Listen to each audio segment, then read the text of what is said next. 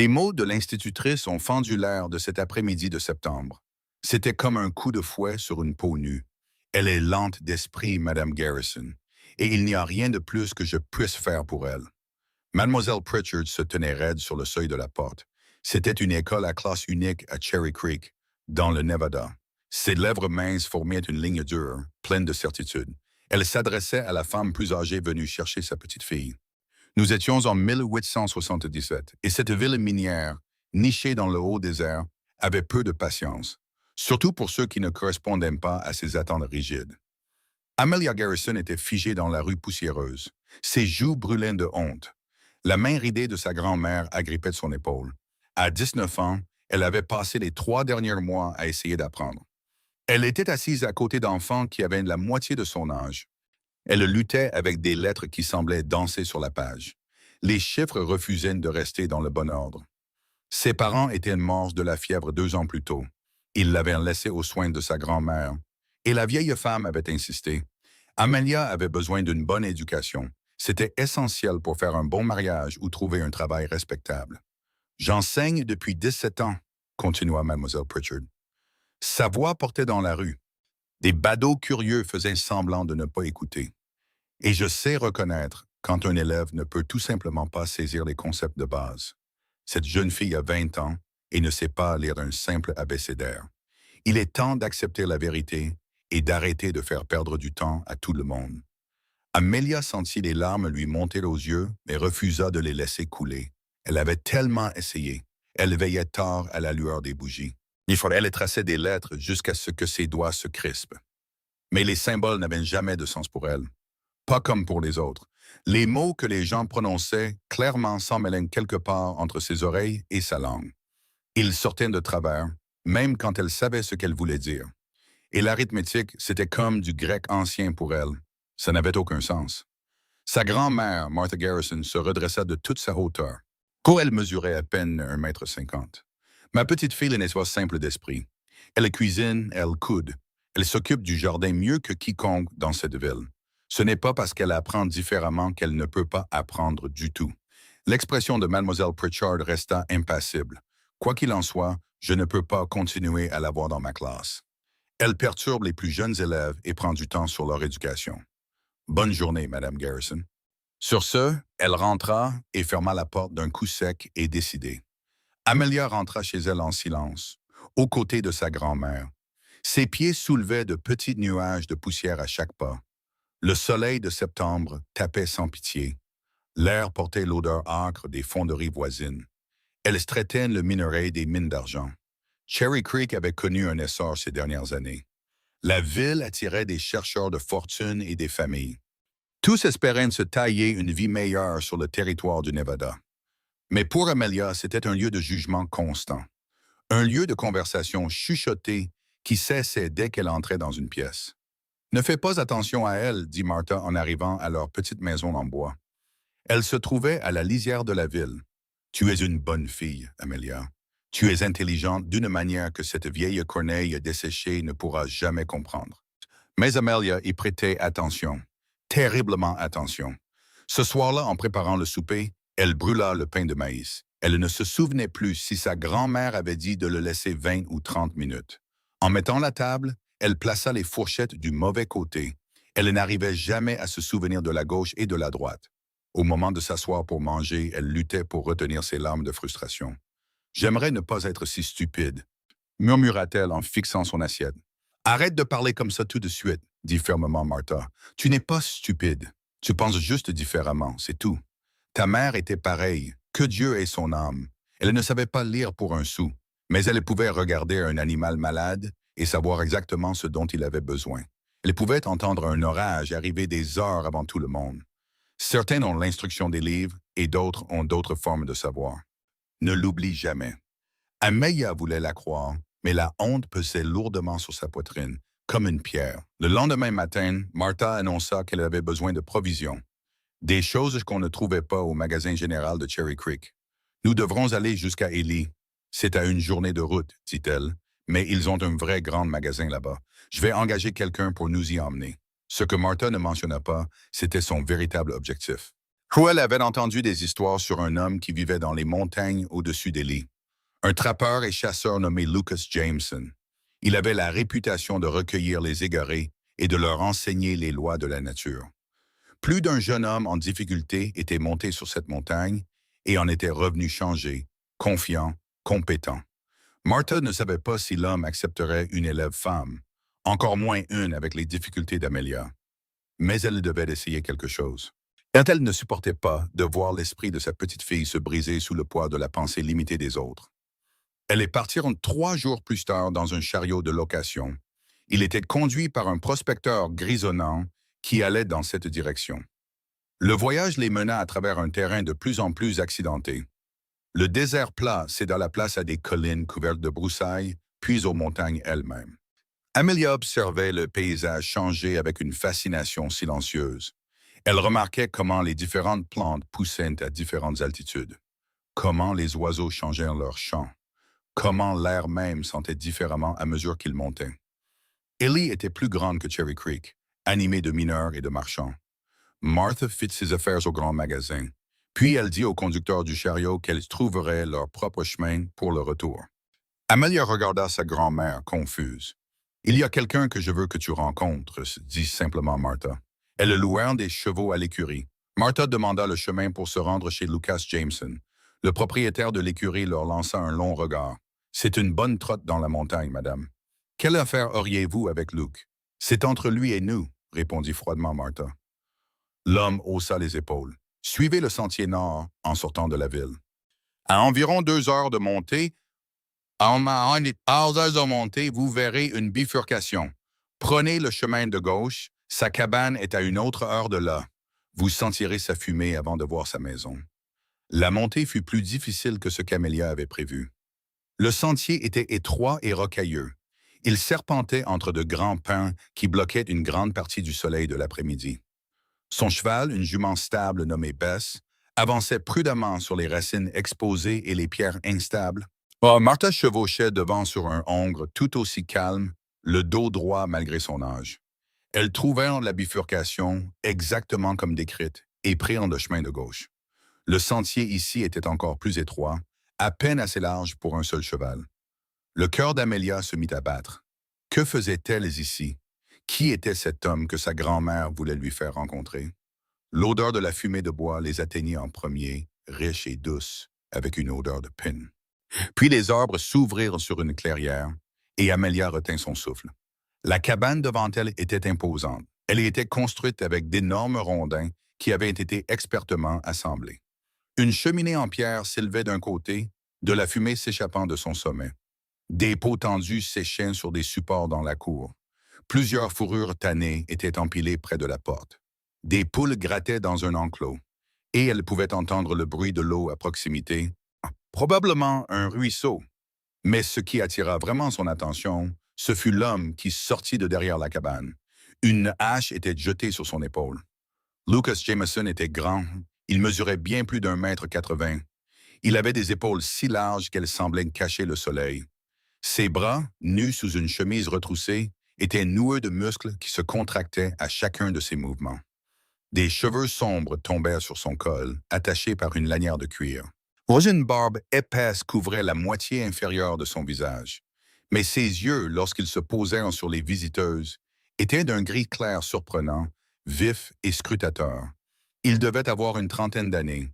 Son visage était buriné par le soleil et le vent, mais restait beau d'une manière brute. « Je peux vous aider, mesdames. » Sa voix était profonde, prudente, mais pas hostile.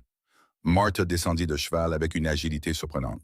« Êtes-vous Lucas Jameson? » Ça dépend de qui demande et pourquoi. Il posa la hache, l'appuyant contre une souche qui servait clairement de billot. « Je m'appelle Martha Garrison. Voici ma petite fille, Amelia. Nous venons de Cherry Creek et j'ai une proposition à vous faire. » Les yeux gris de Lucas se tournèrent vers Amelia. Elle était toujours à cheval, trop nerveuse pour descendre sans le signal de sa grand-mère. Elle sentit son visage rougir sous son regard, mais se força à croiser ses yeux. Il y avait quelque chose de différent dans la façon dont il la regardait. Pas la pitié ou le jugement auquel elle était habituée. Juste une simple évaluation, comme on regarderait un cheval pour juger de son tempérament. « Je vous écoute, dit-il. Martha se lança dans son explication tandis que Lucas restait silencieux, les bras croisés sur sa poitrine massive. Elle lui parla des difficultés d'Amelia, du renvoi de l'institutrice, de sa conviction que sa petite fille n'était pas lente d'esprit, mais qu'elle apprenait simplement différemment. Elle parla des talents d'Amelia avec les plantes et les animaux, de son intuition pour la météo et les choses naturelles, de son bon cœur et de sa bonne volonté. J'ai entendu dire que vous preniez en charge des jeunes hommes qui ont besoin d'apprendre, termina Martha. Vous leur enseignez la chasse, le piégeage, la survie dans la nature. Je vous demande si vous envisageriez d'enseigner à ma petite fille. Pas les mêmes choses, peut-être, mais tout ce que vous pensez qu'elle peut apprendre. Je peux vous payer. Pas beaucoup, mais quelque chose. Lucas resta silencieux un long moment. Son regard passait de Martha à Amelia. Finalement, il parla. Descendez de cheval, mademoiselle Garrison.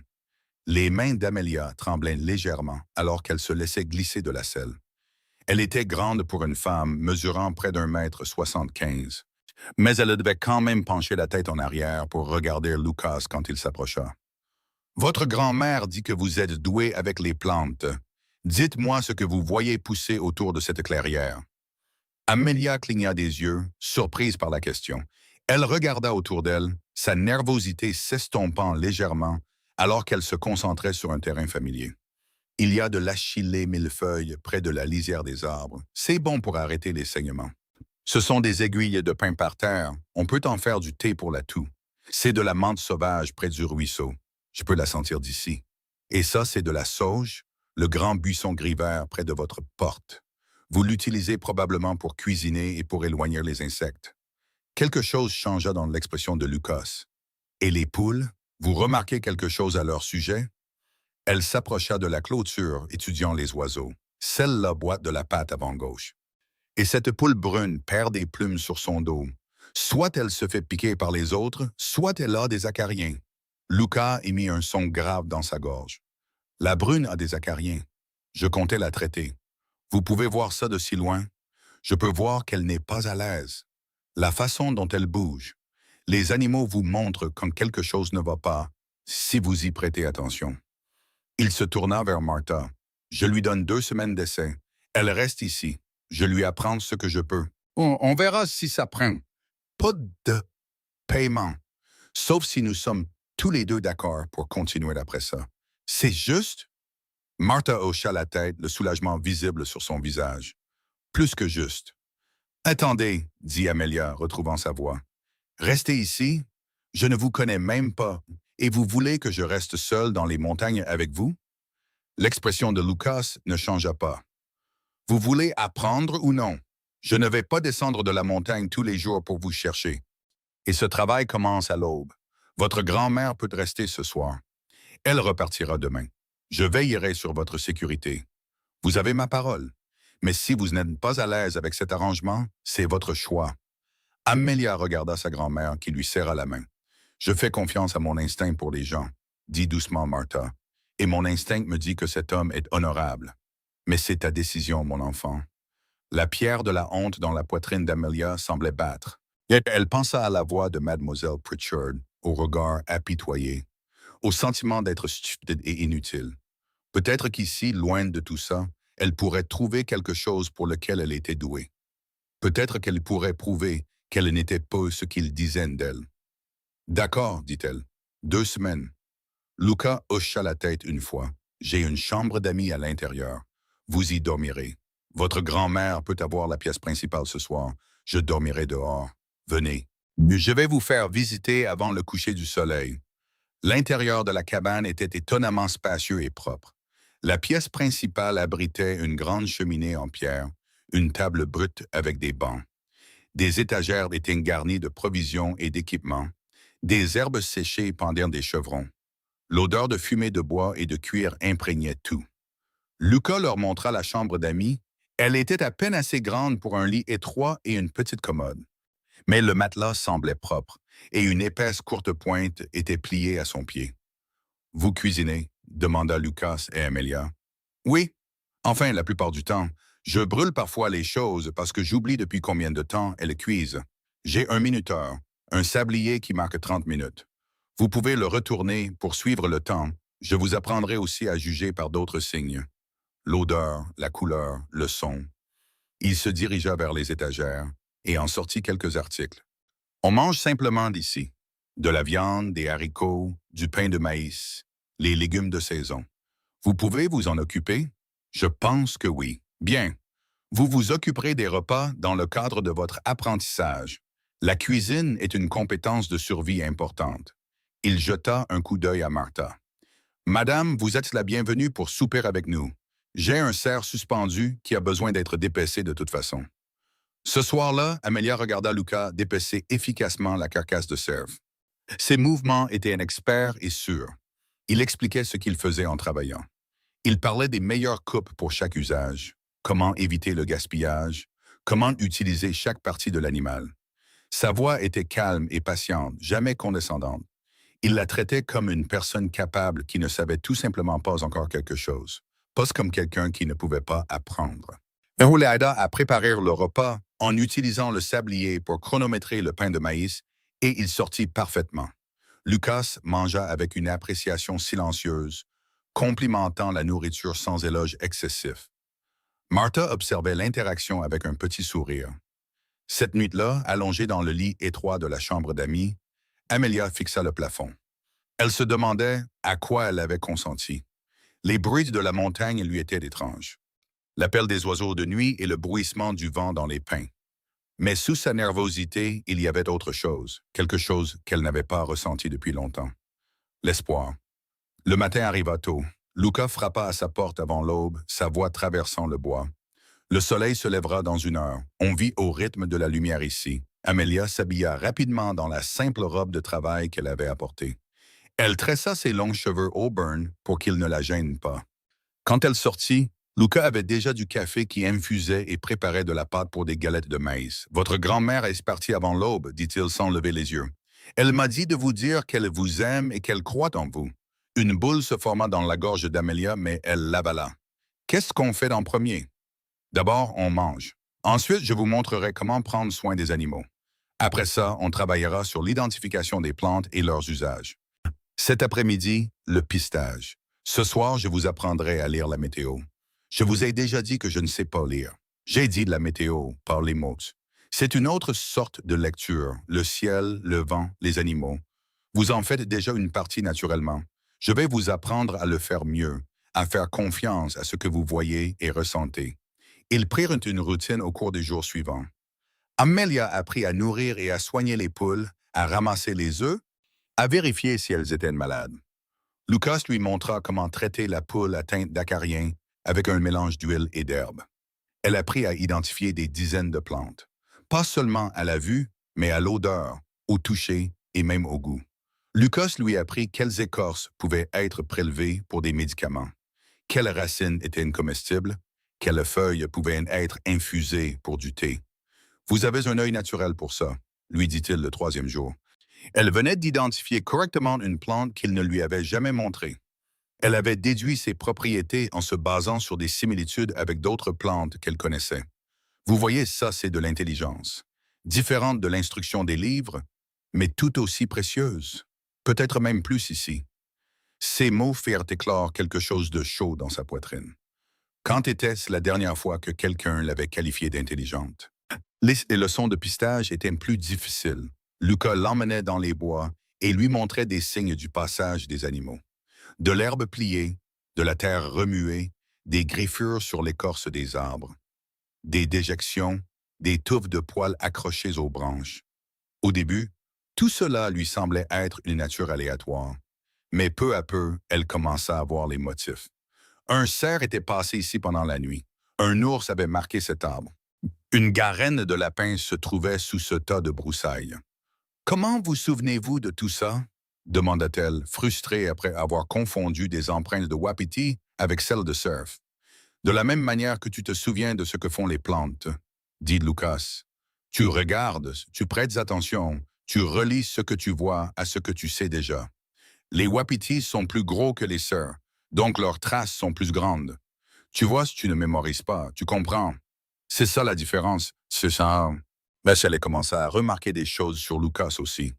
La façon dont il se déplaçait dans la forêt avec une telle confiance, lisant le terrain comme elle apprenait à le faire. La douceur de ses grandes mains quand il manipulait les poules ou soignait une blessure sur l'un des chevaux. La patience dans sa voix quand elle faisait des erreurs. Jamais irrité, toujours prêt à expliquer à nouveau d'une manière différente. Il était aussi étonnamment instruit pour un homme des montagnes. Le soir, où il lisait à haute voix des livres à la lueur du feu.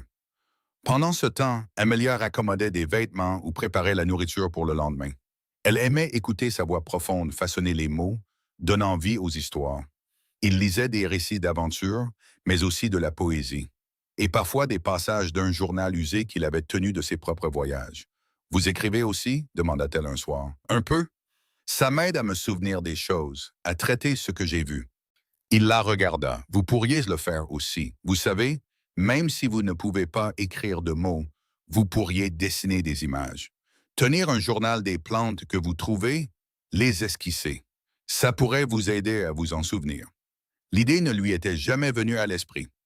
Le lendemain, Luca lui donna un petit carnet relié en cuir et un crayon. Ses premières tentatives de dessin furent maladroites, mais Luca lui montra comment regarder la forme des choses, comment les décomposer en lignes simples et en cercles avant d'ajouter les détails. En quelques jours, ses croquis de plantes étaient reconnaissables, et elle découvrit qu'il avait raison. Le fait de les dessiner l'aidait à les graver dans sa mémoire. Les 2 semaines passèrent rapidement. Le 14e soir, Lucas raviva le feu après le souper et s'assit en face d'Amelia à la table. « Eh bien, dit-il simplement, « eh bien quoi? Votre période d'essai est terminée. Voulez-vous continuer à apprendre ou voulez-vous rentrer chez vous? » Amelia réalisa avec un sursaut qu'elle n'avait pas du tout pensé à partir. Les 2 dernières semaines avaient été les plus heureuses dont elle pouvait se souvenir depuis des années. Personne ne l'avait traitée de lente ou de stupide. Personne ne l'avait regardée avec pitié. Lucas la traitait comme une personne capable. Et sous son enseignement patient, elle en devenait une. « Je veux rester, dit-elle, si vous voulez bien de moi. » Quelque chose qui aurait pu être un sourire bougea sous sa barbe. « Vous êtes une bonne élève, prompte à apprendre quand les choses sont enseignées de la bonne manière. Et vous avez des instincts qui ne peuvent pas être enseignés. Je serais heureux de continuer. Que vous dois-je? Le gîte et le couvert sont couverts par le travail que vous faites ici. Vous cuisinez, vous vous occupez des animaux, vous aidez aux corvées. C'est un échange équitable. Si vous voulez payer plus, vous pourrez me donner ce que vous jugerez juste quand vous rentrerez finalement chez vous. Quand pensez-vous que ce sera? Quand j'aurai assez appris. » Lucas resta silencieux un moment. « Ça dépend de ce que vous voulez apprendre et de ce que vous voulez en faire. Quels sont vos projets, Amelia? Quand vous retournerez à Cherry Creek, quel genre de vie voulez-vous? » Elle n'y avait jamais vraiment pensé. Toute sa vie avait été façonnée par ce qu'elle ne pouvait pas faire plutôt que par ce qu'elle pouvait faire. « Je ne sais pas, » admit-elle. « J'ai toujours pensé que je me marierais, je suppose. Mais personne à Cherry Creek ne veut d'une femme qui ne sait pas lire ou tenir les comptes de la maison. Beaucoup d'hommes ne se soucient pas de ça. Ils veulent une femme qui sait cuisiner, tenir une maison, porter des enfants. Vous pouvez faire tout ça. Peut-être, mais moi, ça m'importerait. Je ne veux pas être un fardeau pour un homme qui doit gérer tout ce que je ne peux pas faire. » Lucas se pencha en arrière, l'étudiant à la lueur du feu. « Vous n'êtes pas un fardeau, Amelia, et tout homme qui vous ferait sentir comme tel serait un imbécile. Vous avez des compétences que la plupart des gens n'ont pas. Vous comprenez le monde naturel d'une manière que d'autres mettent des années à apprendre. C'est précieux. » Ces mots la recouvrirent comme une couverture chaude. « Merci, ouah, dit-elle doucement, de voir ça, de m'enseigner. Vous rendez les choses faciles. Vous n'avez pas peur du travail acharné et vous n'abandonnez pas quand quelque chose est si difficile. C'est rare. » Leurs regards se croisèrent par-dessus la table et quelque chose passa entre eux. Quelque chose qu'Amelia ne pouvait pas tout à fait nommer. Son cœur eut un étrange battement et elle détourna les yeux, confuse par la sensation. Alors que l'automne s'installait fin octobre, le temps se refroidit. La neige saupoudra les plus hauts sommets et Luca commença à préparer la cabane pour l'hiver. Amelia apprit à fendre et à empiler le bois de chauffage, à vérifier la cabane pour les interstices qui devaient être colmatés, à conserver la nourriture pour les mois de disette à venir. Ils chassaient ensemble. Luca lui apprenait à se déplacer silencieusement dans la forêt, à lire le comportement des animaux, à faire des mises à mort humaines qui ne causaient pas de souffrance. Elle découvrit qu'elle avait un bon œil avec une carabine. Elle était capable de juger la distance et le vent mieux qu'elle ne l'aurait cru. Lucas la fit s'entraîner jusqu'à ce qu'elle puisse atteindre des cibles à différentes distances de manière fiable. Il expliquait que pouvoir se procurer de la nourriture était une compétence essentielle. Vous êtes une naturelle, dit-il après qu'elle eut abattu un jeune cerf d'une balle nette au cœur. Il m'a fallu des années pour devenir aussi bon. L'éloge la fit rayonner de fierté. Elle l'aida à dépecer la bête, n'étant plus dégoûtée par le sang et la boucherie nécessaires. C'était de la survie, fournir de la nourriture, respecter l'animal en utilisant chaque partie. Cela avait du sens pour elle, d'une manière que l'arithmétique n'avait jamais eue. Alors qu'ils travaillaient plus étroitement ensemble, Amelia devint de plus en plus consciente de Lucas en tant qu'homme, plutôt que simple enseignant. La façon dont ses muscles bougeaient sous sa chemise quand il coupait du bois. Le son rare de son rire quand elle disait quelque chose qui l'amusait. La douceur inattendue dans ses yeux quand il la regardait. Elle se surprit à le regarder quand elle pensait qu'il ne faisait pas attention. Elle remarquait de petites choses, le gris qui parcourait ses cheveux sombres près de ses tempes, la cicatrice sur ses articulations d'une vieille blessure, la façon dont il s'assurait toujours qu'elle avait assez chaud, assez à manger, qu'elle était en sécurité. C'est au début de novembre qu'Amelia réalisa qu'elle tombait amoureuse de lui. La prise de conscience la frappa un matin, alors qu'elle le regardait nourrir les chevaux. Il leur parlait de cette voix basse et calme qu'il utilisait avec les animaux. Son cœur en souffrait, la certitude soudaine que cet homme fort, patient et bon, était devenu essentiel à son bonheur. Mais que pouvait-elle y faire? Il était son professeur et elle était son élève. Il l'avait accueilli comme une faveur pour sa grand-mère, l'avait traité avec respect et professionnalisme. Elle n'avait aucune raison de penser qu'il la voyait autrement que comme quelqu'un qui l'aidait. Pourtant, elle ne pouvait s'empêcher de sentir son pouls s'accélérer quand il se tenait près d'elle, quand il lui montrait comment bien aiguiser un couteau ou dépecer un lapin. Elle ne pouvait s'empêcher de sentir la chaleur qui se propageait dans sa poitrine quand il louait ses progrès. Elle ne pouvait s'empêcher de le suivre des yeux à chacun de ses mouvements. Si Luca remarqua sa conscience accrue, il ne le montra pas. Il resta lui-même, patient et gentil, la poussant à apprendre de plus en plus. Il lui apprit à tanner les peaux, à faire de simples réparations sur les articles en cuir, à identifier les cris d'animaux dans la nuit. Il lui montra comment trouver de l'eau dans la nature, comment faire un feu sous la pluie, comment créer un abri avec des matériaux naturels. Pourquoi m'apprenez-vous tout ça? Demanda-t-elle un soir. Ce sont des compétences de survie. Etienne. Comme si vous me prépariez à vivre seul dans la nature. Lucas attisa le feu en voyant des étincelles vers le haut. La connaissance, c'est le pouvoir, Amelia. Plus vous en savez, plus vous avez de choix. Peut-être que vous n'aurez jamais besoin de construire un abri avec des branches de pin, mais savoir que vous pourriez le faire vous donne confiance. Et la confiance change la façon dont vous vous voyez et dont les autres vous voient. C'est ce qui vous est arrivé, c'est pour ça que vous vivez ici. Il resta silencieux si longtemps qu'elle pensa qu'il ne répondrait pas. Puis il dit, « J'étais soldat autrefois. Dans la cavalerie. Après la guerre, je n'ai pas pu me réadapter à la vie en ville. Trop de gens, trop de bruit, trop de souvenirs. Je suis venu ici pour m'échapper et j'ai trouvé la paix. J'ai découvert que j'étais bon à ça. Bon à vivre avec la terre au lieu de lutter contre elle. Les hommes ont commencé à entendre parler de moi, à envoyer leurs fils à problème ici pour apprendre la discipline et des compétences. J'ai découvert que j'étais bon pour enseigner aussi. Bon pour voir ce dont les gens avaient besoin pour devenir la meilleure version d'eux-mêmes. De quoi ai-je besoin? La question sortit avant qu'elle ne puisse l'arrêter. Luca la regarda, ses yeux gris reflétant la lueur du feu. Vous avez besoin de croire en vous comme je crois en vous. Vous devez cesser d'entendre la voix de cette institutrice dans votre tête vous dire que vous êtes lente. Vous devez avoir confiance que votre façon de penser, votre façon de comprendre le monde, est tout aussi valide que celle de n'importe qui d'autre. Les larmes lui piquèrent des yeux. C'est plus facile à dire qu'à faire, je sais.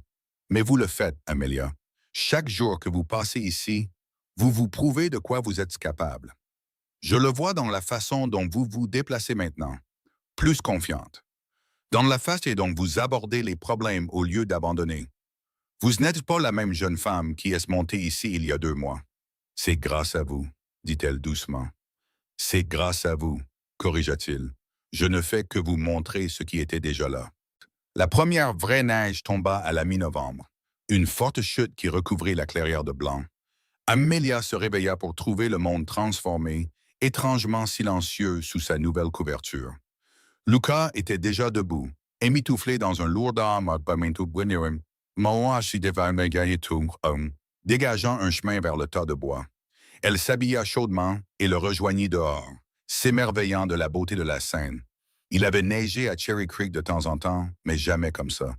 Jamais aussi profond et immaculé. Ça va être un hiver rude, dit Lucas en étudiant le ciel. Je le sens dans mes os. Vous devriez peut-être envisager de redescendre chez votre grand-mère avant que l'école ne ferme. La suggestion fut comme un coup physique. Partir. Retourner à Cherry Creek et à ces gens à l'esprit étroit. Redevenir la lente Amelia qui ne pouvait rien faire de bien. Je ne veux pas partir, dit-elle, sauf si vous voulez que je parte. Lucas arrête de pailleter et se tourna pour la regarder. Il ne s'agit pas de ce que je veux. Il s'agit de ce qui est pratique. Nous serons enneigés ici pendant des mois. C'est une chose de rester ici par beau temps, mais l'hiver est différent. C'est isolant, parfois dangereux. Et les gens parleront, vous savez. Une jeune femme passant l'hiver seule avec un célibataire. Votre réputation. Je me fiche de ma réputation. Quelle réputation ai-je de toute façon? La fille lente qui a été renvoyée de l'école. Laissez-les parler. Elle s'approcha de lui, son souffle formant des nuages dans l'air froid. J'apprends plus ici que je ne pourrais jamais le faire là-bas. Je suis heureuse ici. S'il vous plaît, ne me renvoyez pas. Quelque chose vacilla dans les yeux de Lucas, une émotion qu'elle ne pouvait pas tout à fait lire. Vous êtes sûr? Ce sera une vie difficile, Amelia. Des semaines où nous ne pourrons peut-être pas quitter la cabane. Aucune autre compagnie que nous deux. J'en suis sûr. Il la fixa longuement, puis hocha lentement la tête. D'accord, alors. Nous devrons nous assurer d'avoir assez de provisions. J'emmènerai les chevaux à Ellie demain. Faire le plein de tout ce qui nous manque. Vous restez ici, gardez le feu allumé. Mais le lendemain matin apporta encore plus de neige. Et le matin d'après aussi. En 3 jours, le sentier descendant de la montagne était impraticable. Des congères s'accumulaient jusqu'à 1,20 m par endroit. Ils étaient enneigés et le sort d'Amelia pour l'hiver était scellé. Elle ne parvenait pas à s'en attrister. Le rythme de leur journée changea avec la neige profonde. Lucas lui enseignait maintenant des compétences d'intérieur. Comment entretenir correctement les armes et les outils, comment travailler le cuir pour en faire des objets utiles, comment fabriquer des bougies et du savon à partir de graisse fondue. Ils cuisinaient ensemble et il lui montrait comment rendre les repas intéressants avec les herbes séchées et les ingrédients limités dont il disposait. La proximité forcée rendit Amelia encore plus consciente de ses sentiments. Dans la petite cabane, elle était constamment près de lui, respirant le même air, existant ensemble dans le cercle chaud de la lueur du feu. Elle remarquait tout de lui, la façon dont il passait la main dans ses cheveux quand il réfléchissait, le son grave de sa voix au petit matin, le soin qu'il apportait à tout ce qu'il faisait, jamais négligé, toujours réfléchi. Elle pensait bien le cacher jusqu'à un soir de décembre. Luca leva les yeux du couteau qu'il aiguisait et la surprit en train de le fixer. « Vous avez quelque chose en tête? » demanda-t-il. Elle sentit son visage s'empourprer. « Je pensais juste à quel point ma vie est différente maintenant. À quel point je me sens différente. » Il posa le couteau et la pierre à aiguiser. « Différente comment? » Elle chercha ses mots. Plus forte, je suppose, plus capable. Comme si je comptais vraiment. Elle fit une pause, puis ajouta doucement. Comme si j'étais une personne au lieu d'un problème. Luca resta silencieux un moment. Quand il parla, sa voix était douce. Vous avez toujours été une personne, Amelia. Une personne avec de la valeur et du mérite. Le problème, c'est que les autres ne pouvaient pas voir au-delà de leur propre façon limitée de mesurer ce qui compte. Mais vous le pouviez. Pourquoi? Il sembla réfléchir attentivement à la question. Ma mère était comme vous, douce, gentille, capable de tant de manières. Mais elle ne savait ni lire ni écrire. Elle ne pouvait pas s'y retrouver avec les chiffres. Mon père s'impatientait avec elle, la traitait comme si elle était simple d'esprit. Mais j'ai vu comment elle pouvait calmer un cheval effrayé juste avec sa voix. Comment elle savait exactement quoi faire quand ma sœur est tombée malade. Comment elle comprenait le cœur des gens d'une manière que mon père instruit n'a jamais pu. J'ai appris jeune que l'intelligence se présente sous différentes formes. Qu'est-il arrivé à votre mère? Elle est morte quand j'avais 20 ans. La fièvre l'a emportée. J'ai toujours regretté de ne pas lui avoir dit plus souvent à quel point je l'admirais, à quel point j'ai appris d'elle. Ses yeux gris rencontrèrent ceux d'Amelia à travers la cabane. Et c'est peut-être en partie pour ça que je voulais vous aider. Voir quelqu'un d'autre vous rejeter de la même manière que mon père la rejetait, ça a remué quelque chose en moi. Ça m'a donné envie de leur prouver qu'ils avaient tort. L'avez-vous fait? Demanda Amelia. Leur prouver qu'ils avaient tort? Dites-moi, vous sentez-vous toujours lente d'esprit? Elle pensa à tout ce qu'elle avait appris au cours des 3 derniers mois. Les plantes qu'elle pouvait maintenant identifier et utiliser, les animaux qu'elle pouvait pister, les compétences qu'elle avait maîtrisées, la confiance qui grandissait en elle comme une graine ayant enfin les bonnes conditions pour germer. Non, dit-elle, je ne me sens plus comme ça. Alors je dirais que nous leur avons prouvé qu'ils avaient tort.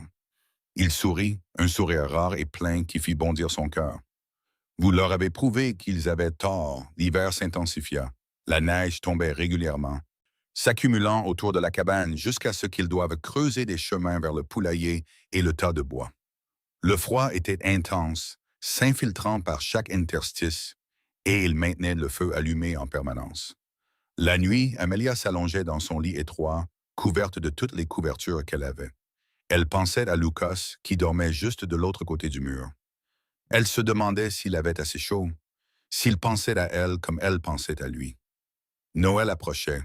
Bien que dans les montagnes sans calendrier, ils devaient le calculer en se basant sur les estimations de Lucas. Le soir de ce qu'ils décidèrent d'être la veille de Noël, Amalia prépara un dîner spécial avec leurs provisions qui diminuaient. Elle créa un ragoût de venaison riche en herbes et fit des tartelettes aux pommes séchées qui étaient meilleures que n'importe quel dessert qu'elle avait jamais réussi. C'est merveilleux, dit Lucas, mangeant avec une appréciation évidente. Vous êtes devenue une excellente cuisinière. J'ai eu un bon professeur. Elle hésita puis dit, je vous ai fait quelque chose pour Noël. Elle alla chercher le paquet qu'elle avait caché dans sa chambre. À l'intérieur se trouvait une nouvelle chemise qu'elle avait cousue avec du tissu que Lucas avait dans ses réserves. Elle y avait travaillé en secret chaque fois qu'il était dehors. Ce n'était pas luxueux, mais les coutures étaient nettes et régulières. Et elle avait pris soin de la faire assez grande pour ses larges épaules. Lucas la déplia lentement, passant ses doigts sur les coutures. Amelia, c'est du beau travail. Essayez-la, l'encouragea-t-elle. Il retira sa vieille chemise et Amelia essaya de ne pas fixer la large poitrine musclée et les bras révélés par la lueur du feu. Il enfila la nouvelle chemise et elle lui allait parfaitement, s'étirant juste comme il faut sur ses épaules.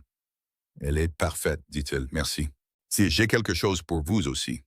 Il sortit un petit carnet relié en cuir, semblable à celui qu'il lui avait donné auparavant, mais plus petit, de la taille d'une poche. Je l'ai fait moi-même, expliqua-t-il. J'ai pensé que vous pourriez l'utiliser pour prendre des notes sur les plantes que vous trouvez, les idées que vous avez, tout ce que vous voulez retenir. Et j'ai pensé que je pourrais peut-être vous apprendre à écrire votre nom. Au moins juste les lettres A-M-E-L-I-A. Comme ça, ou vous pourriez marquer votre journal comme étant le vôtre. Les larmes lui montèrent aux yeux devant tant de prévenance. Vous pensez que je pourrais apprendre ça? Je pense que vous pouvez apprendre n'importe quoi si c'est enseigné de la bonne manière. Venez ici. Elle s'assit à côté de lui à la table. Il ouvrit le journal à la première page et écrivit soigneusement son nom en lettres capitales claires. Puis, il mit le crayon dans sa main, sa grande main recouvrant la sienne, la guidant dans les mouvements. C'est le A, dit-il, son souffle chaud contre son oreille. Vous voyez comment il est fait? 2 lignes qui se rejoignent, une ligne en travers. Avec sa main sur la sienne, elle traça la lettre encore et encore. Après une douzaine de tentatives, il retira sa main. Maintenant, essayez vous-même. Sa première tentative en solo était tremblante mais reconnaissable. Lucas la félicita, l'encouragea à réessayer. Ils travaillèrent sur chaque lettre de son nom. Lucas, oui, patient et stable à ses côtés. Sa proximité faisait battre son cœur, mais elle se força à se concentrer sur la tâche. Une heure plus tard, elle écrivit Amelia en lettres soignées mais inégales en haut de la première page. Ce n'était pas joli, mais c'était lisible. C'était son nom, écrit de sa propre main. Je l'ai fait, murmura-t-elle, fixant les lettres avec émerveillement. Vous l'avez fait et vous continuerez à le faire. Continuez à vous entraîner et ce sera de plus en plus facile. La voix de Luca était pleine de chaleur et de fierté. Vous voyez, pas lente, juste besoin de quelqu'un qui prenne le temps. Elle se tourna pour le regarder, soudain très consciente de sa proximité. Son visage était à quelques centimètres du sien, ses yeux gris doux à la lueur du feu. Son souffle se coupa. « Lucas » murmura-t-elle, sachant à peine ce qu'elle demandait. Elle vit le moment où il comprit, vit quelque chose changer dans son expression. Sa main se leva lentement, lui laissant le temps de reculer et toucha doucement sa joue. « Amelia » dit-il, sa voix plus rauque que d'habitude. « Je ne devrais pas. »« Pourquoi pas? Parce que je suis censé être votre professeur. Parce que vous êtes jeune et sous ma protection. Parce que les gens parlent déjà. Et si quelque chose se passait entre nous, je me fiche de ce que les gens disent. Je ne me suis jamais soucié de ce que les gens disent.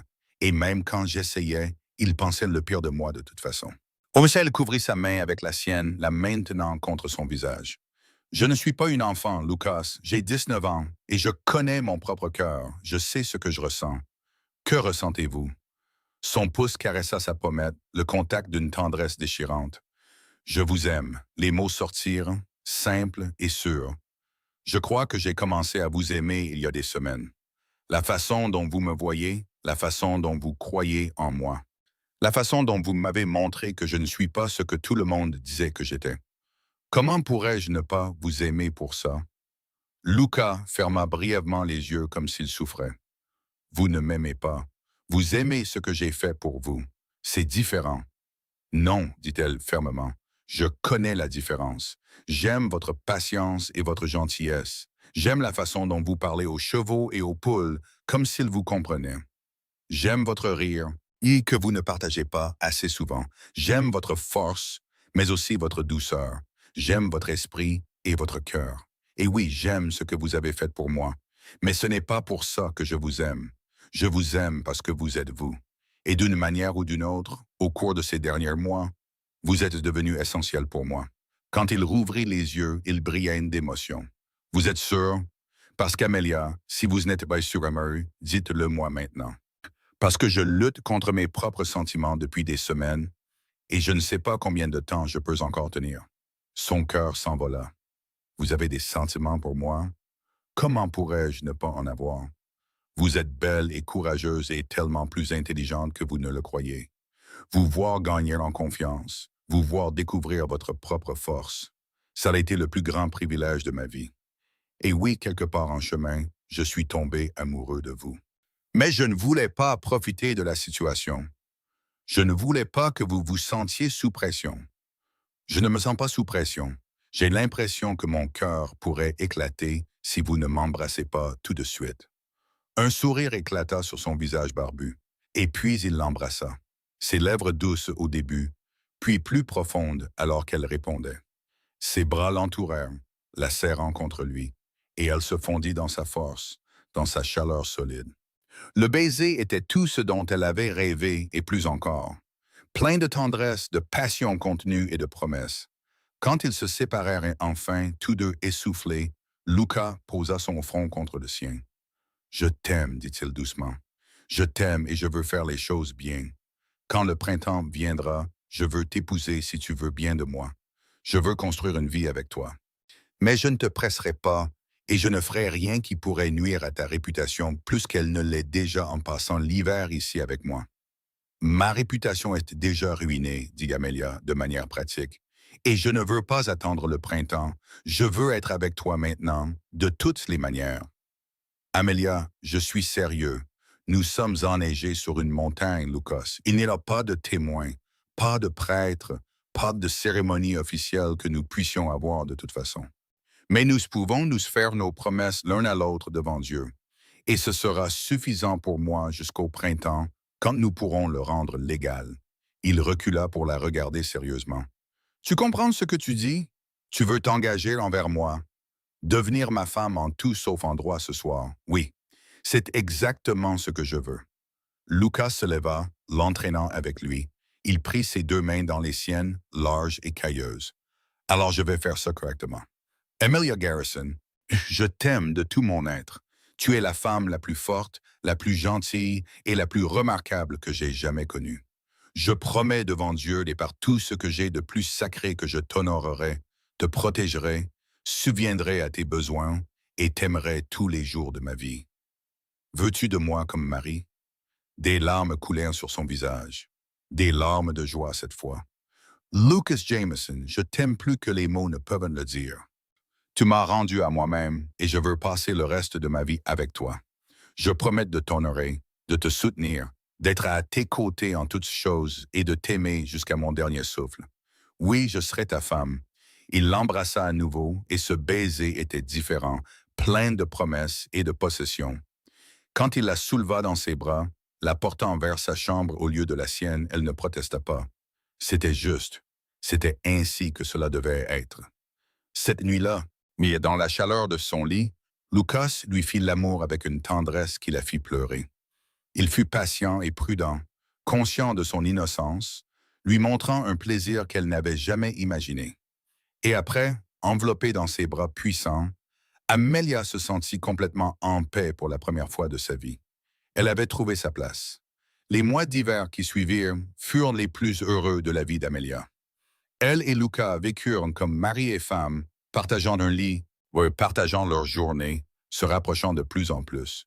Il continua à lui enseigner des compétences, mais il y avait maintenant une joie supplémentaire dans tout ce qu'il faisait. Un sentiment de partenariat et de but commun. Il réussit finalement à lui apprendre à lire des mots simples en utilisant la méthode de connexion des images aux lettres. Il construisait lentement à partir de mots qu'elle pouvait visualiser. Elle ne serait jamais une lectrice fluide, mais elle pouvait se débrouiller avec les panneaux et les instructions simples, et c'était suffisant. Plus que suffisant. Fin janvier, Amelia réalisa que ses règles n'étaient pas venues. Elle attendit une autre semaine, se demandant si c'était juste le stress de l'hiver rigoureux ou les changements dans son corps dus à tant de travail physique. Mais au fond d'elle, elle savait. Elle pouvait le sentir de la même manière qu'elle pouvait sentir le temps à venir ou les propriétés d'une plante.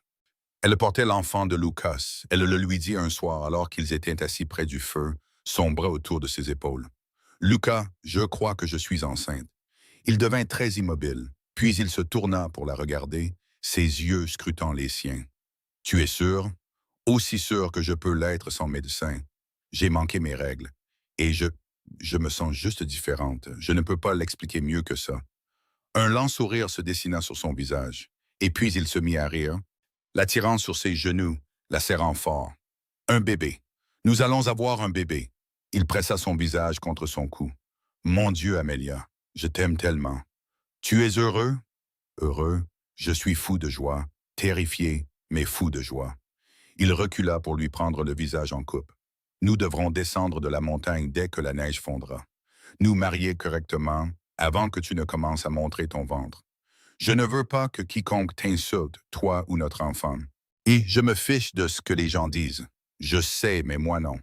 Je veux faire les choses bien pour toi, pour notre bébé. » Il posa une grande main doucement sur son ventre encore plat.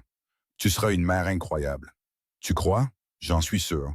Tu es patiente et gentille et tu comprends les choses à un niveau profond. Notre enfant aura de la chance de t'avoir. » La neige commença enfin à fondre fin mars. Il fallut encore 2 semaines avant que les sentiers ne soient suffisamment praticables pour le voyage. Lucas chargea leurs affaires sur les chevaux et ils firent le trajet jusqu'à Ely, puis jusqu'à Cherry Creek. Martha Garrison étendait le linge quand ils arrivèrent dans sa cour. Elle leur jeta un regard. Elle vit la façon dont la main de Lucas reposait protectrice sur le dos d'Amelia. Elle vit l'éclat sur le visage de sa petite fille et elle se mit à rire. « Eh bien, ça alors, dit-elle. On dirait que mon instinct avait raison sur vous, l'homme des montagnes. »« Oui, madame, dit Lucas en descendant de cheval et en aidant Amelia à descendre. J'aime votre petite fille et je veux l'épouser correctement si vous me donnez votre bénédiction. On dirait que vous auriez peut-être dû demander ça avant de passer l'hiver seul avec elle sur une montagne, dit Martha sèchement, mais ses yeux pétillaient. Mais oui, vous avez ma bénédiction. N'importe qui peut voir que vous vous aimez. Et Amelia a l'air plus heureuse que je ne l'ai jamais vue. Il y a autre chose que vous devriez savoir, dit Amelia. Je vais avoir un bébé. Les yeux de Martha s'écarquillèrent. Puis elle serra Amelia dans une étreinte féroce. Oh, mon enfant, je vais être arrière-grand-mère. C'est une nouvelle merveilleuse. Elle tint Amelia à bout de bras. De combien de mois? Peut-être 2 mois. Alors nous ferions mieux de vous marier vite, avant que tu ne commences à le montrer, et que les commères aient plus à dire qu'elles ne le feront déjà. Elle se tourna vers Lucas. Vous prévoyez de rester à Cherry Creek ou de ramener ma fille sur cette montagne? J'aimerais m'installer quelque part à proximité si Amelia est d'accord. Nous construire une vraie maison où elle pourra être près de vous, mais où nous aurons encore de l'espace et de la terre. Je peux piéger et chasser, vendre des fourrures et de la viande, peut-être faire un peu de travail de guide. On se débrouillera. Il y a des terres disponibles au nord d'ici, dit Martha pensivement. Près du ruisseau, de la bonne eau, la propriété Johnson. Mais le vieux Johnson est mort l'hiver dernier et ses enfants sont en Californie. Ils vendront à bas prix, je parie. C'est exactement ce qu'ils firent. Lucas acheta 20 acres de bonne terre avec l'argent qu'il avait économisé pendant des années de commerce de fourrure. Pendant qu'ils attendaient que la maison soit construite, ils se marièrent lors d'une simple cérémonie à la petite église de Cherry Creek. Martha était témoin et le prédicateur itinérant officiait. Amelia portait une simple robe bleue que Martha l'avait aidé à faire. J'ai déjà un peu élargie pour accommoder son ventre qui s'arrondissait. Lucas portait la chemise qu'elle lui avait cousue, lavée et repassée. Il était incroyablement beau avec ses cheveux coupés et sa barbe soigneusement taillée. Et quand il prononça ses vœux, sa voix résonna claire et forte, pleine d'amour et de fierté. « Oui, je le veux », dit Amelia quand son tour vint.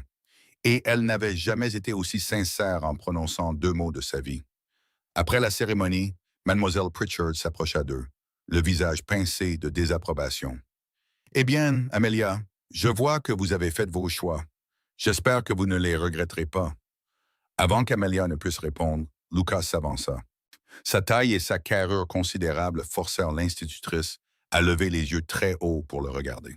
« Madame, dit-il, sa voix polie mais froide, ma femme est l'une des personnes les plus intelligentes et capables que j'ai jamais eu le privilège de connaître. Elle apprend différemment de ce que vos livres d'école enseignent, mais elle a maîtrisé des compétences que la plupart des gens ne pourraient même pas essayer d'apprendre. Elle peut identifier des centaines de plantes et leurs usages. Elle peut pister des animaux sur un terrain qui perdrait la plupart des chasseurs. Elle peut survivre dans une nature sauvage qui tuerait une personne plus faible.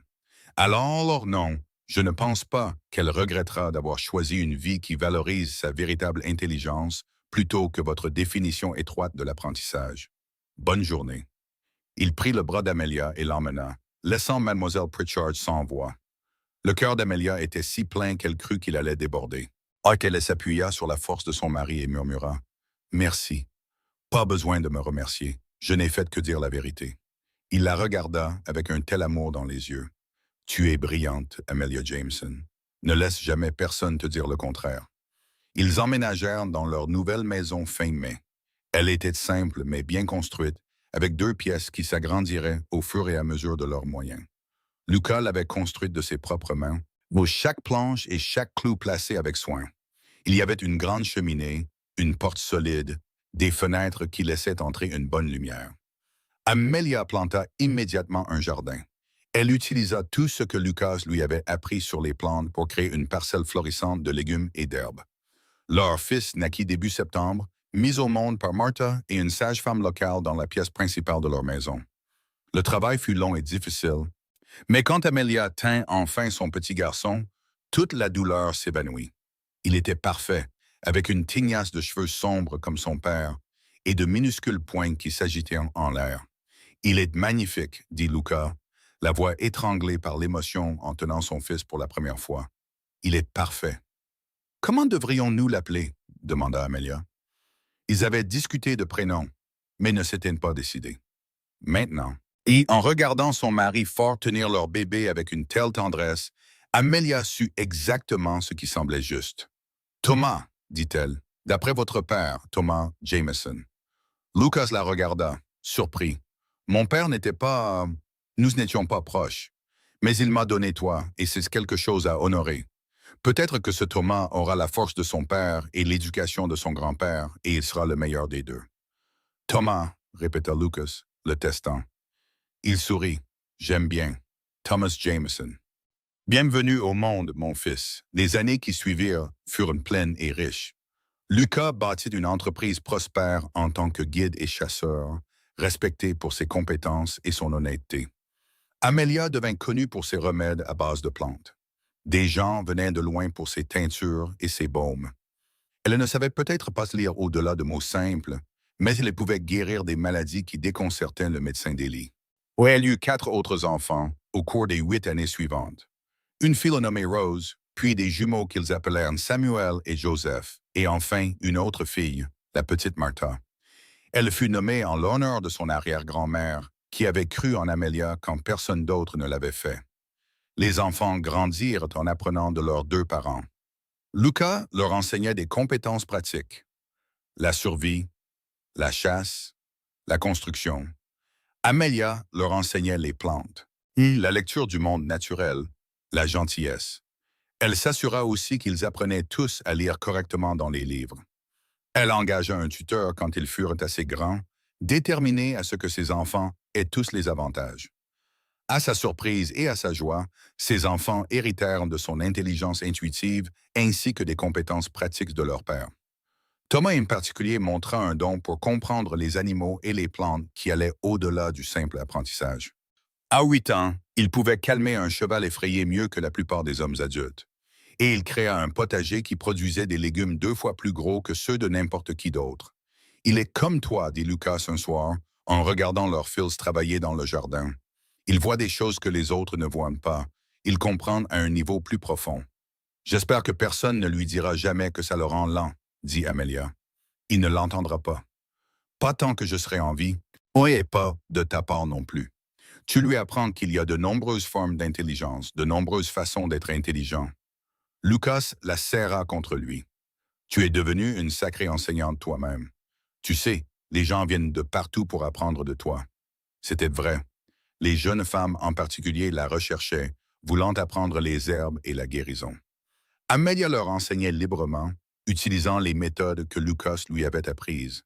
Elle leur montrait comment observer, mais comment relier ce qu'elles savaient à ce qu'elles apprenaient, comment faire confiance à leur instinct.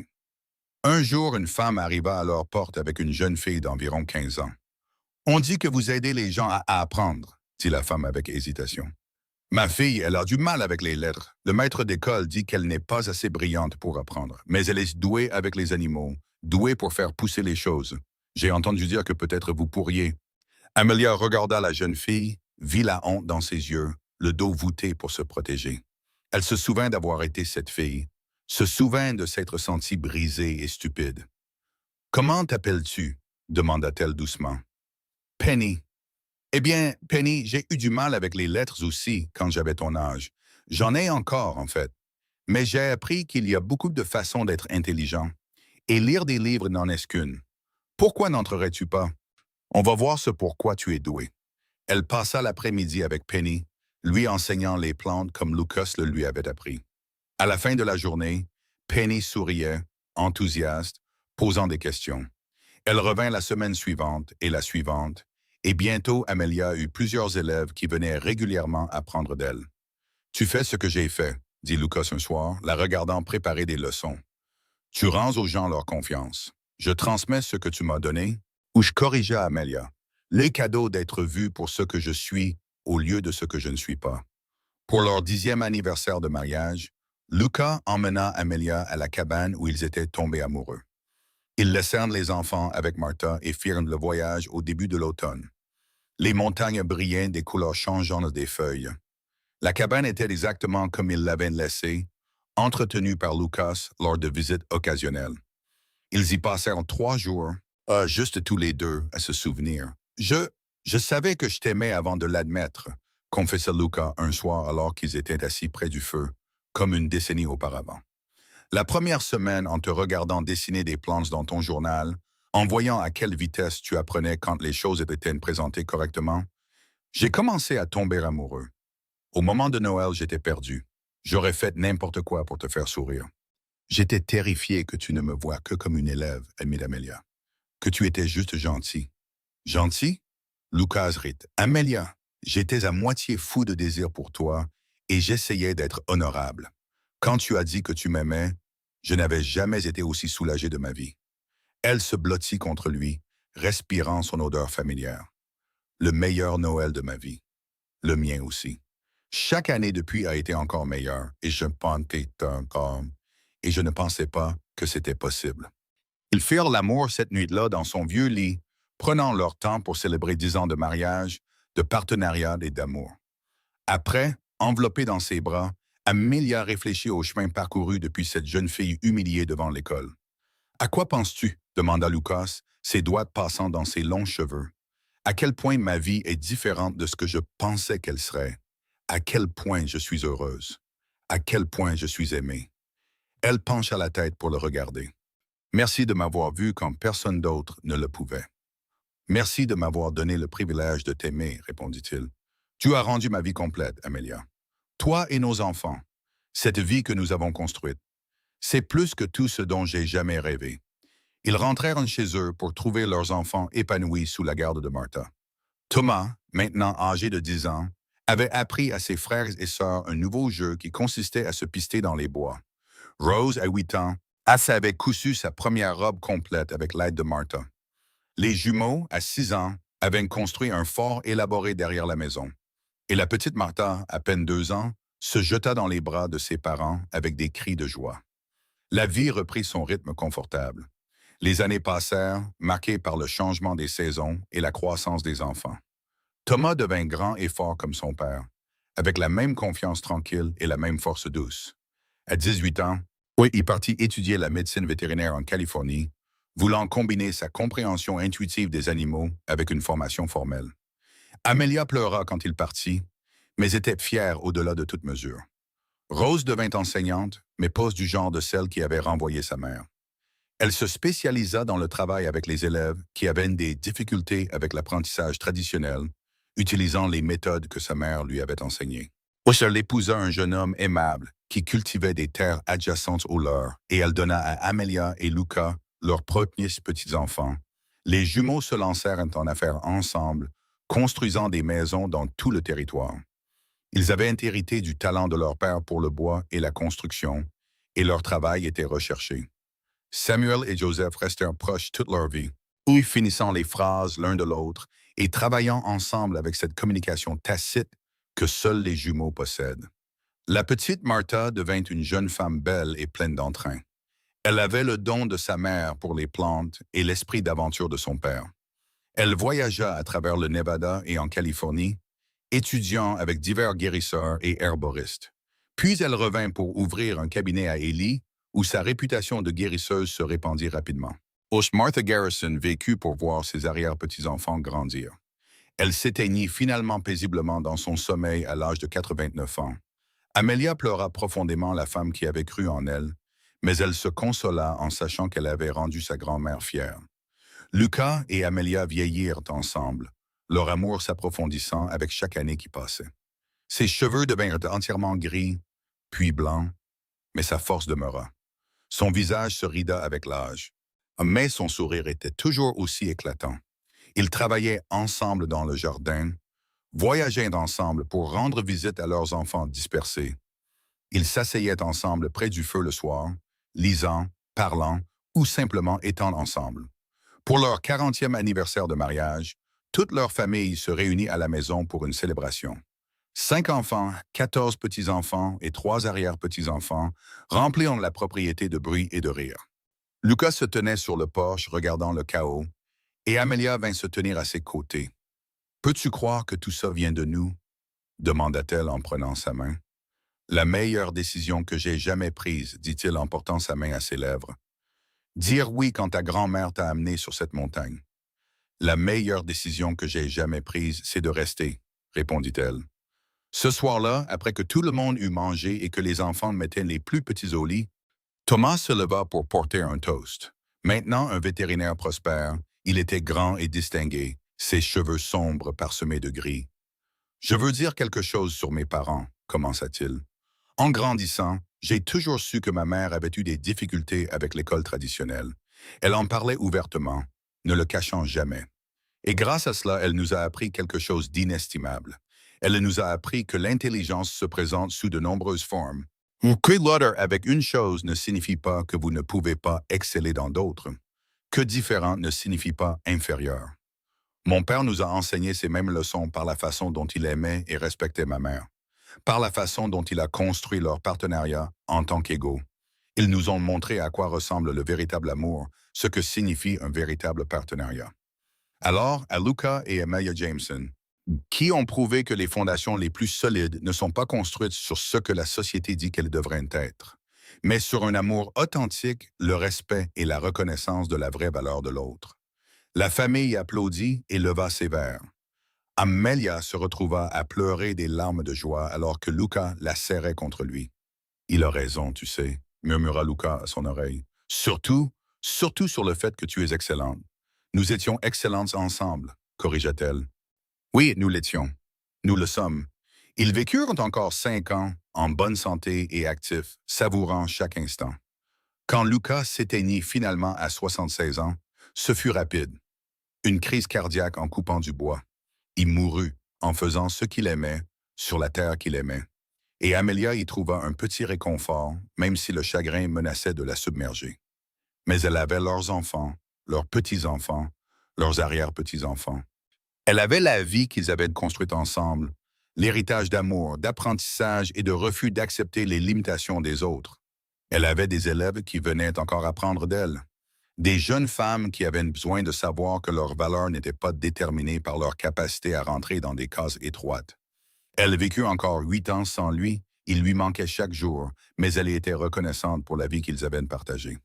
Par un matin d'automne lumineux, très semblable à celui où elle était montée pour la première fois sur la montagne pour rencontrer un étranger qui deviendrait son tout, Amelia Jameson ferma les yeux pour la dernière fois, entourée de ses enfants, un sourire aux lèvres. L'histoire d'Amelia et Luca devint une légende familiale, transmise de génération en génération. La femme rejetée comme lente d'esprit et l'homme des montagnes qui vit sa vraie valeur. Leur histoire d'amour, leur partenariat, leur refus d'accepter le jugement de la société. Tout cela devint une partie des fondations de la famille. À Cherry Creek, une petite plaque fut finalement placée sur la place de la ville. Elle commémorait Amelia Jameson, herboriste et guérisseuse de renom, qui avait aidé d'innombrables personnes sur le territoire. Il n'y avait aucune mention de ses difficultés avec la lecture ou du renvoi de l'institutrice. Juste la reconnaissance de ce qu'elle avait accompli, des vies qu'elle avait touchées, ou de la différence qu'elle avait faite.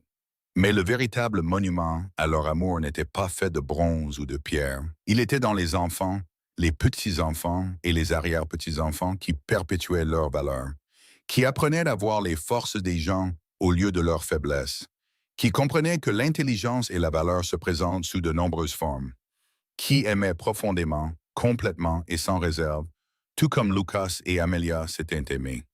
Leur maison restait dans la famille pendant des générations. Chaque nouvel occupant ressentait la chaleur de l'amour qui avait été intégré dans ses fondations mêmes.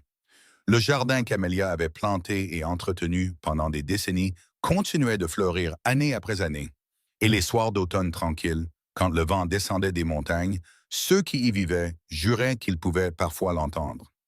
Des rires et des conversations, la voix profonde d'un homme et la réponse chaleureuse d'une femme. Le son d'un amour qui transcendait même la mort. Parce que c'est ce que fait le véritable amour. Il ne s'efface pas quand la vie devient difficile ou quand les autres jugent. Il ne diminue pas lorsqu'il est défié ou remis en question. Il construit quelque chose de durable, quelque chose qui résonne à travers le temps. Il touche des vies, des décennies et même des siècles après que les amants eux-mêmes soient partis. Amelia avait été rejetée comme lente d'esprit, incapable d'apprendre, destinée à une vie limitée. Oh, mais Luca avait vu la vérité. Elle était prompte à aimer et prompte à apprendre quand on lui enseignait avec patience et respect. Ensemble, ils avaient construit quelque chose de magnifique. Ils avaient prouvé que la sagesse du cœur surpasse souvent la connaissance de l'esprit, et que la véritable intelligence se mesure non pas en livres lus ou en sommes calculées, mais en vie touchée, en un amour donné et en courage de devenir qui vous êtes vraiment. malgré ce que les autres disent que vous devriez être. Leur histoire est une histoire de transformation, pas seulement celle d'Amelia, mais de tous ceux qui les ont connus. Ils ont changé les esprits et ouvert les cœurs. Ils ont montré à leur communauté et à leurs descendants que la valeur est inhérente, non gagnée, et que tout le monde mérite d'être vu pour qui il est vraiment. Finalement, l'institutrice qui a renvoyé Amelia a été oubliée par l'histoire, juste une autre personne à l'esprit étroit dans une petite ville. Mais Amelia et Luca, leur amour et leur héritage ont perduré. Un témoignage du pouvoir de voir au-delà des limitations de surface jusqu'à l'âme brillante qui se trouve en dessous. Et vraiment, quelle meilleure définition de l'amour pourrait-il y avoir que cela? Voir quelqu'un pleinement, vraiment, complètement, et dire « Oui, cette personne, exactement telle qu'elle est celle que je choisis. » Construire une vie non pas sur ce que la société dit que vous devriez être, mais sur qui vous êtes réellement. Créer quelque chose de si authentique et fort que cela survit à votre propre vie. Bénir des générations que vous ne rencontrerez jamais avec l'exemple de ce à quoi ressemble un véritable partenariat. C'était le cadeau de Lucas et Amelia. Pas seulement l'un à l'autre, mais à nous tous qui entendons leur histoire et nous souvenons que l'amour, le véritable amour, voit ce que les autres manquent et valorise ce que les autres rejettent. Cette enseignante qui a traité Amelia de lente avait tort. Amelia était rapide, brillamment rapide pour les choses qui comptent vraiment. Elle était prompte à aimer, prompte à apprendre quand on lui enseignait avec gentillesse, prompte à construire une vie de sens et de but. Et Lucas fut prompt à le reconnaître, et prompt à voir au-delà des mesures conventionnelles pour découvrir la femme remarquable devant lui. Ensemble, ils ont prouvé que les meilleures histoires d'amour ne sont pas une question de perfection. Elles sont une question de reconnaissance, de deux personnes qui se voient vraiment et se choisissent complètement. Elles parlent de construire quelque chose de réel dans un monde qui valorise souvent l'apparence plutôt que la substance. Mais elles parlent du courage de définir sa propre valeur au lieu d'accepter les définitions des autres. Et c'est finalement pour cela que leur histoire est importante. Pas seulement comme un conte romantique du Far West, bien que ce soit certainement cela, mais comme un rappel que nous avons tous de la valeur, que nous méritons tous d'être vus, et que parfois, la chose la plus transformatrice qui puisse arriver est que quelqu'un nous regarde avec amour et dise « Tu n'es pas ce qu'ils ont dit que tu es. Tu es tellement plus. Laisse-moi te montrer. » Luca a montré à Amelia, et Amelia, en recevant ce cadeau et en le développant, a montré à leurs enfants, à leur communauté et à tous ceux qui sont venus après. Les ondes de leur amour se sont propagées loin, changeant la façon dont les gens pensaient à l'intelligence, à la valeur et au potentiel. Tout cela parce qu'un homme des montagnes a vu une jeune femme rejetée et a reconnu quelque chose que tout le monde avait manqué. Tout cela parce que cette jeune femme a eu le courage d'accepter sa vision d'elle et de la faire sienne. Leur histoire est finalement une histoire d'espoir. L'espoir que nous pouvons être plus que ce que les autres disent de nous. L'espoir qu'il y a quelqu'un là-bas qui verra notre vraie valeur. L'espoir que l'amour, le véritable amour, est possible même quand le monde dit que nous ne sommes pas assez. Luca et Amelia ont trouvé cet espoir l'un dans l'autre, et en le trouvant, ils l'ont donné à tous ceux qui les entouraient. C'est la vraie magie de leur histoire. C'est pourquoi, plus d'un siècle plus tard, nous avons encore besoin de l'entendre. Parce que nous avons tous besoin de nous souvenir qu'être différent ne signifie pas être inférieur, que lutter avec une chose ne définit pas toute votre valeur, et que l'amour, quand il est réel, voit au-delà de toutes les absurdités de surface jusqu'à la belle vérité qui se trouve en dessous. Amelia n'a jamais été lente. Elle était exactement comme il fallait, exactement qui elle devait être. Et Lucas le savait depuis le début. C'est le début et la fin de leur histoire. Et tout ce qui se trouve entre les deux n'était que la mise en œuvre de cette vérité fondamentale. Une vérité que nous avons tous besoin d'entendre, surtout quand nous luttons. Surtout quand nous nous sentons rejetés, diminués ou inférieurs. Vous ne l'êtes pas. Vous êtes exactement comme il faut. Vous avez juste besoin que quelqu'un le voie. Et peut-être, si vous êtes très chanceux, vous avez besoin de le voir vous-même. C'est ce que Luca et Amelia se sont donnés l'un à l'autre. Et c'est ce qu'ils continuent de nous donner à travers leur histoire. Le cadeau d'être vu, le cadeau d'être valorisé. Le cadeau de l'amour qui regarde au-delà de ce qui est brisé pour voir ce qui est entier, ce qui est beau, ce qui est vrai. Et dans un monde qui semble souvent dur et critique, ce cadeau est précieux au-delà de toute mesure. C'est tout. C'est tout l'enjeu. C'est pourquoi nous racontons des histoires d'amour. Pour nous rappeler que la connexion est possible, que l'acceptation est réelle. Et que quelque part, il pourrait y avoir quelqu'un qui nous regardera et verra non pas nos défauts, mais notre valeur fondamentale. Luca et Amelia ont trouvé cela l'un en l'autre. Et en le trouvant, ils ont allumé une lumière qui brille encore, guidant les autres vers la même vérité. Nous sommes assez. Nous sommes dignes. Nous sommes capables de plus que nous ne le savons. Nous avons juste besoin que quelqu'un croie en nous, comme Lucas a cru en Amelia.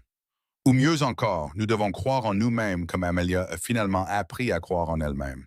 C'est la véritable transformation de leur histoire. Non pas que Luca l'ait sauvée, bien qu'il l'ait aidée, mais qu'Amelia s'est sauvée elle-même en acceptant sa vision d'elle et en la faisant sienne, en la développant, en devenant la personne qu'elle était toujours censée être. C'est le voyage que nous faisons tous, de l'acceptation de la vision limitée que les autres ont de nous à la découverte de notre propre vérité illimitée. Lucas a aidé Amelia à faire ce voyage, et ensemble, ils ont construit une vie qui en a prouvé la vérité, une vie d'amour, de famille, de contribution, de sens et de joie. Une vie qui disait avec force à tous ceux qui en étaient témoins. Voici ce qui est possible quand vous refusez d'accepter les limitations, quand vous insistez pour voir vraiment, quand vous choisissez l'amour plutôt que le jugement. C'est l'héritage de Lucas et Amelia Jameson.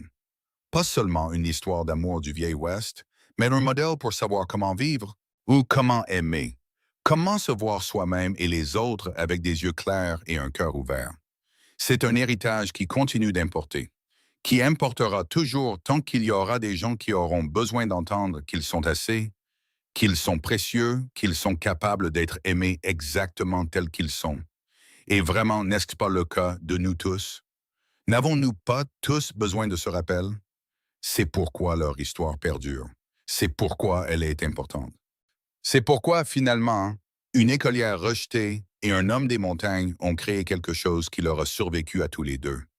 Une histoire d'amour pour les âges qui continue d'inspirer, d'encourager et de nous rappeler ce qui est vraiment possible lorsque deux personnes se voient clairement et se choisissent complètement. Construisant une vie non pas sur les attentes de la société, mais sur leur propre vérité, leur propre force, leur propre magnifique transformation.